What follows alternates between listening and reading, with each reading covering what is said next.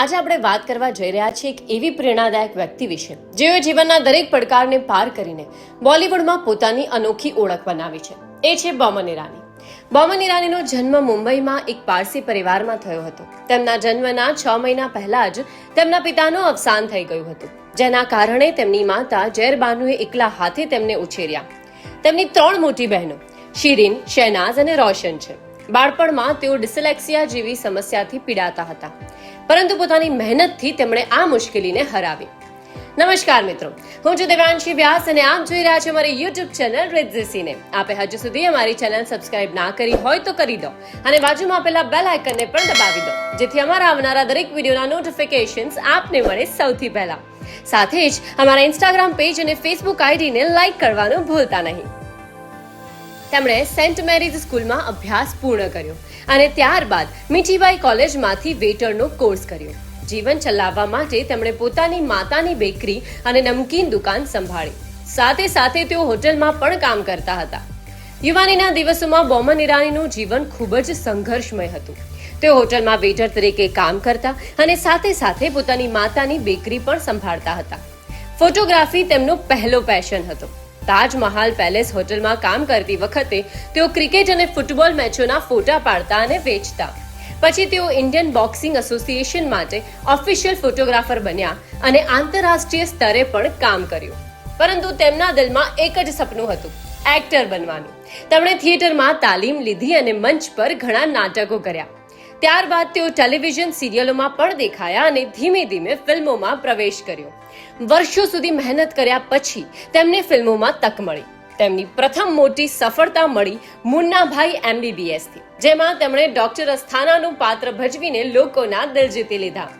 તે પછી તેમણે 3 ઇડિયટ્સમાં વાયરસ તરીકે અને લગે રહો મુન્નાભાઈ, ડોન, PK જેવી ફિલ્મોમાં શાનદાર અભિનય કર્યો. દરેક ફિલ્મમાં તેમનો અલગ અંદાજ અને અભિનયની ઊંડાણ દર્શકોને ખૂબ ગમી. બોમન ઈરાનીની ખાસ વાત એ છે કે તેઓ કોમેડી અને સિરિયસ બંને પ્રકારના રોલમાં માસ્ટર છે. ક્યારેક તેઓ લોકોને હસાવે છે તો ક્યારેક પોતાની એક્ટિંગથી ભાવુક બનાવી દે છે. તેમની ફિલ્મ કારકિર્દીની મોટી શરૂઆત થઈ મુન્નાભાઈ MBBS થી, જેમાં ડોક્ટર અસ્થાનાનું પાત્ર ખૂબ લોકપ્રિય બન્યું. ત્યારબાદ વીર ઝારા, મેં હુના, લક્ષ્ય, નો એન્ટ્રી અને ડોન જેવી ફિલ્મોમાં તેમણે પોતાની પ્રતિભા બતાવી. લગે રહો મુન્નાભાઈ, ખોસલા કા ઘોસલા, હે બેબી, દોસ્તાના અને 3 ઇડિયટ્સ જેવી ફિલ્મોમાં તેમના પાત્રો આજે પણ લોકોના દિલમાં જીવંત છે. ત્યારબાદ Housefull, Don 2, Cocktail, Jolly LLB, PK, Happy New Year, Dilwale, Housefull 3 અને સંજુ જેવી સતત હિટ ફિલ્મો આપી. તાજેતરમાં ટોટલ ધમાન અને ડંકી જેવી ફિલ્મોમાં પણ તેઓ એટલા જ લોકપ્રિય રહ્યા. બોમન ઈરાનીને તેમના ઉત્તમ અભિનય માટે અનેક પ્રતિષ્ઠિત એવોર્ડ્સ મળ્યા છે. ખાસ કરીને 3 ઇડિયટ્સમાં વાયરસના પાત્ર માટે તેમને Filmfare for best supporting actor મળ્યો હતો. ત્યારબાદ તેમને આઈફા એવોર્ડ્સમાં પણ અનેક વખત સન્માનિત કરવામાં આવ્યા છે, ખાસ કરીને લગે રહો મુન્નાભાઈ અને 3 ઇડિયટ્સ માટે. તેમણે સ્ક્રીન એવોર્ડ અને અન્ય ફિલ્મ એવોર્ડ્સમાં પણ best actor in negative role અને બેસ્ટ સપોર્ટિંગ એક્ટર જેવી કેટેગરીમાં જીત મેળવી છે. તેમની કોમેડી ટાઈમિંગ અને નેગેટિવ સિરિયસ પાત્રો માટે તેમને ઘણી વખત નોમિનેશન પણ મળ્યા છે.